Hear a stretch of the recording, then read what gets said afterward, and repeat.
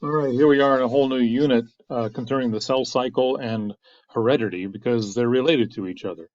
So what we're looking at in this picture is a white blood cell that is just about completely divided. And cell division is part of the cell cycle. It's not the whole cell cycle, but it's part of the cell cycle. So it's showing a white blood cell undergoing cell division, like I said. And the question that I ask you for this slide is, how does this relate to cell theory? And if you'll recall, cell theory has three postulates. The first being that all living things are composed of cells. The second being that cells are the basic units of structure and function. And then the third being that all cells come from pre-existing cells. And that's how this relates to cell theory. Cells come only from other cells by the process of cell division. And if you really think about what that means is that the cells that make up every living thing on the planet today had to originate or come from cells that lived in the past, all going all the way back to the very first cells on the planet. So again, the question we're after is, why are cells small? Well, as cells grow larger, they have two primary problems. One being that they only have so much DNA. So as a cell grows larger, its nucleus doesn't grow larger. It doesn't increase its amount of DNA. And so that limits the cell. The amount of DNA determines how much protein can be made. And so there's a limited amount of proteins that can be made from a limited amount of DNA. The second thing is that the cell needs to transport nutrients in and waste out.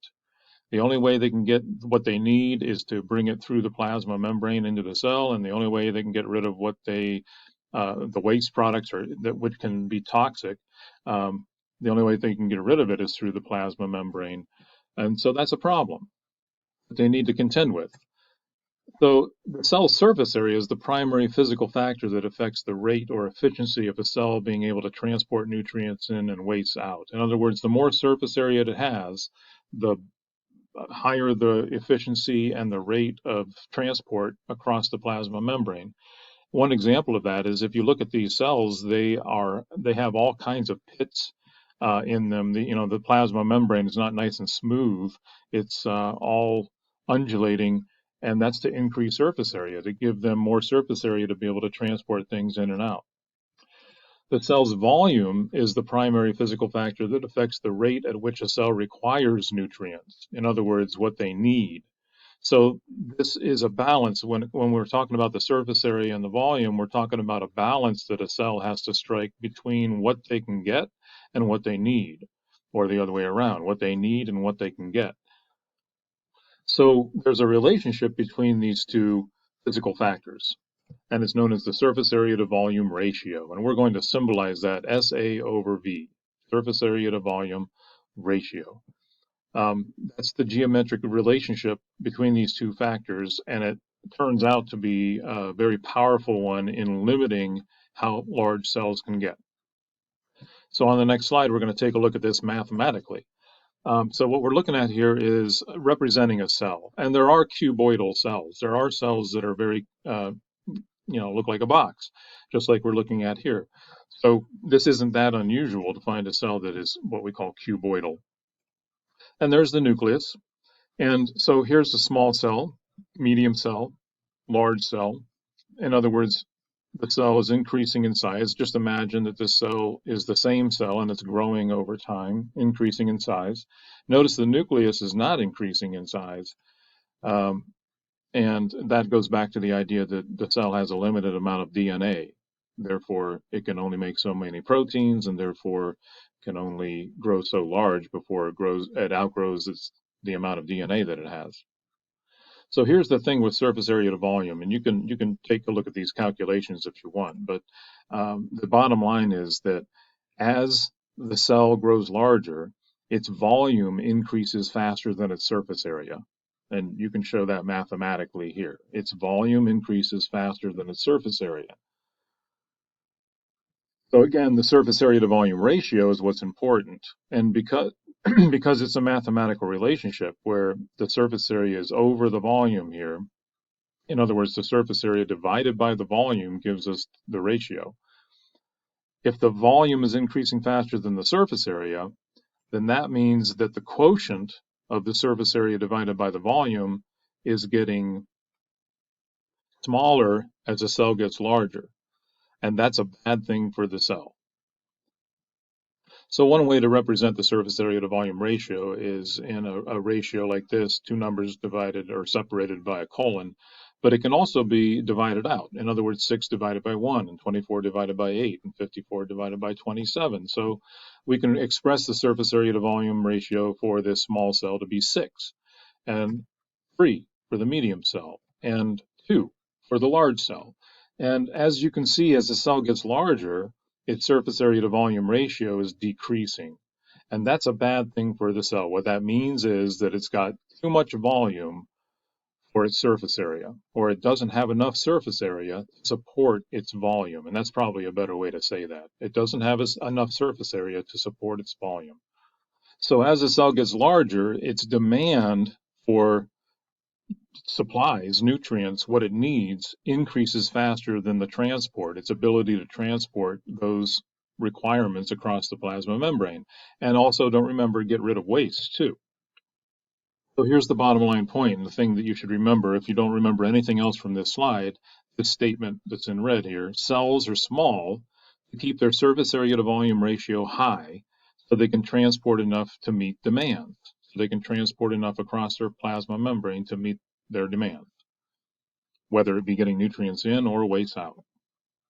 There's another way to look at this kind of logically too. If you look at what's happening to the cell as it's getting larger, the distance from the outside of the cell to the center of the cell is getting greater. So if we measure that distance or take a look at that distance, that's the transport distance. In other words, once a cell brings something inside it, that's the distance that whatever comes in has to be transported to get to the middle of the cell. And that's a requirement for cells. If they bring something in, whatever they bring in needs to be able to go get all the way to the center of the cell. Likewise, wastes need to be able to get all the way out from the center of the cell. And most of this movement, most of this transport within the cell, intracellular transport, is done by diffusion. And diffusion's a very slow process over great distances. It's pretty good and efficient over short distances, like in a small cell, but as the cell gets larger and the distance gets greater that diffusion has to transport materials, that becomes a problem for the cell. So when a cell gets large, this distance gets too great, and it just can't bring things in all the way to the center of the cell and get waste out all the way from the center of the cell. So that's just another way of looking at why cells are small. It simply takes too long to transport things across a greater distance. So being small is much more efficient at getting nutrients in and waste out. And that's why your body's made up of trillions of microscopic cells instead of just maybe a few 100,000 larger cells. And then the last note here is that surface area, we're talking about surface area, and surface area I have mentioned numerous times up to this point during this course. And it's because surface area is a major factor affecting the function of all cells, tissues, organs, and organ systems.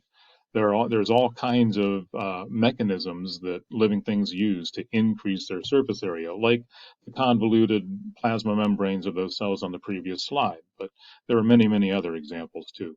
So here we're looking at a very simple diagram of cell dividing. And well, let's go ahead and label everything that's on here. So we've got the parent cell, and this is introducing terminology or vocabulary when we're talking about the cell cycle and cell division. So a cell that is going to divide is referred to as a parent cell. And so, of course, we have the cytoplasm and the plasma membrane and the parent nucleus and the nuclear envelope and the DNA in the nucleus. And if this is a cell that's about to divide, that means that the DNA has already replicated. That's what cells do in preparation for division. They have to replicate their DNA so that the two new cells get a copy of the DNA from the parent cell. So that's what this says. First, the DNA replicates, then the parent DNA, and these dark bluish what I've labeled DNA here really represents the chromosomes within the nucleus of the cell. And so the chromosomes and the nucleus divide by mitosis to produce daughter nuclei. So that's the first thing that happens in cell division after the DNA replicates anyway. The chromosomes divide and the whole nucleus divides so that we have two daughter nuclei. Notice the cell is still one cell. The cell itself has not divided. So the point is that mitosis is not cell division. It's not the same thing as cell division. It's part of cell division. Then it's nuclear division. Mitosis refers to nuclear division. The nucleus has to divide first, then the cell divides. So the cytoplasm and the plasma membrane divide by the mechanism known as cytokinesis. So this represents cytokinesis, where we go from a parent cell to daughter cells. And that's cell division, mitosis and cytokinesis together. And really it's three stages, or three events. There's DNA replication, then mitosis, and then cytokinesis. But we actually break it down even further than that within the cell cycle. But before we leave this slide, there's a flaw in the diagram that I ask you to look for. And it's simply the fact that most cells, the nuclear envelope breaks down during mitosis, during the division of the nucleus. This diagram is not showing that, and it's not really a flaw because there are some species where the nuclear envelope does not break down. So this diagram represents the cell cycle, and as you can see, it's not labeled, so of course we're going to label it. But what is the cell cycle? It's a cycle of growth and division of a cell, and that's all it is a cycle between growth and division, growth and division, growth and division. So those are the two major components of the cell cycle. Part of the cycle involves growth, and that's when the cell is functioning.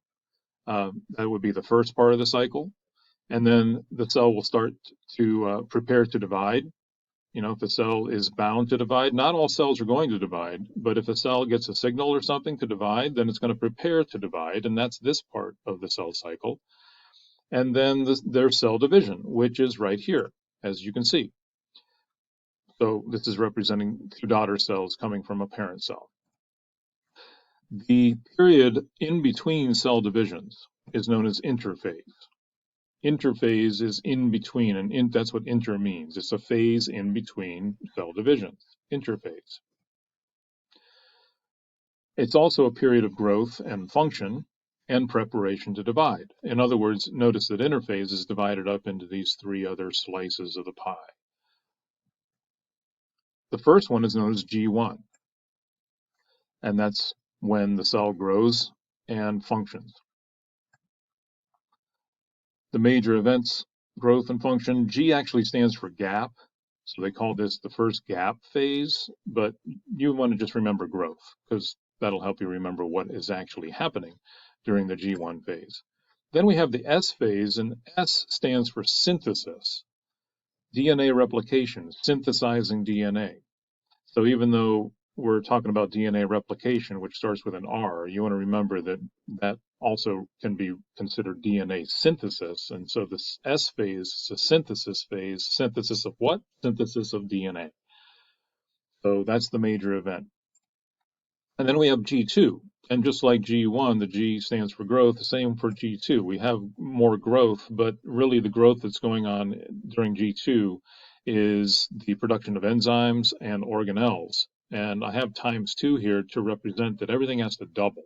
Same down here. Everything has to double before a cell divides. So we got to double the enzymes, double the organelles, so that the daughter cells will get what they need. So the major events of G2 are growth and enzyme synthesis and organelle replication ×2. And then we have the M phase, and M stands for mitosis, just like we were looking at on the previous slide. So that's the period of time when the nucleus divides. That's nuclear division. And then we have C phase, but I've never seen anybody refer to this as the C phase. But C stands for cytokinesis. So that's when the cell actually splits into two daughter cells, where the cytoplasm and the plasma membrane actually separate, and we end up with two daughter cells. So what makes this a cycle is that once daughter cells are produced from a parent cell, they enter the G1 phase. and so they begin the cycle anew. Um, and again, not all cells divide, so some cells spend their entire life in the G1, and there's actually another name for a phase, or a situation where a cell stays in G1, and that's known as G0.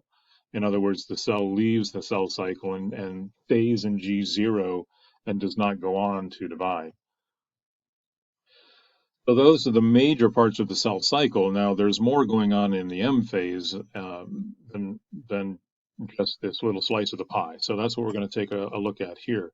And this might sound familiar to you if you've ever studied cell division at all, or mitosis at all. Prophase, metaphase, anaphase, telophase, PMAT. And sometimes there's a pro-metaphase. There's another phase in between prophase and metaphase. It really represents late prophase. So, of course, this diagram shows mitosis in greater detail. And just to remind you, G1, growth and function. S, DNA synthesis. G2, growth and enzymes and organelles double in preparation to divide. That's the whole purpose of S and G2, is to prepare to divide. So mitosis, again, is nuclear division. That's what you want to think of, not cell division, nuclear division. And then cytokinesis is the actual splitting of the cytoplasm and the plasma membrane, the actual separation of the cell into two new daughter cells. And one of the things that I ask you to do for this slide is translate the prefixes on these phases. So we'll start with interphase, and in this diagram, interphase is right here in the middle of the diagram. But inter means in between, like I told you on the previous slide. So what are we in between? We're in between cell divisions. Then we've got pro for prophase. Pro means first. All right, so it's the first phase of mitosis. Meta means middle. And really what it's referring to is not that it's in the middle of mitosis. However, you could consider it to be in the middle of mitosis too, especially if you consider pro-metaphase part of mitosis. But what's really in the middle are the chromosomes. When you look at a cell that's in metaphase, the chromosomes are lined up in the middle of the cell. So meta refers to middle. Ana means away. So anaphase, and again, it's referring to the chromosomes. The chromosomes have split up into two groups and they're moving away from each other. So that's where the away comes from. And then telo, in telophase, means last. Just like pro means first, telo means last. And it's the last phase of mitosis. It's not the last phase of cell division, however. That would be cytokinesis. And we can translate that too. Cyto refers to cell. Kinesis, like kinetic energy, is the energy of motion. Kinesis refers to motion. So the actual splitting, cell splitting or cell moving, daughter cells dividing. So the next thing we need to look at, and we'll do that next time, is what's happening to the chromosomes, and what makes up chromosomes. So that's what we'll do next time.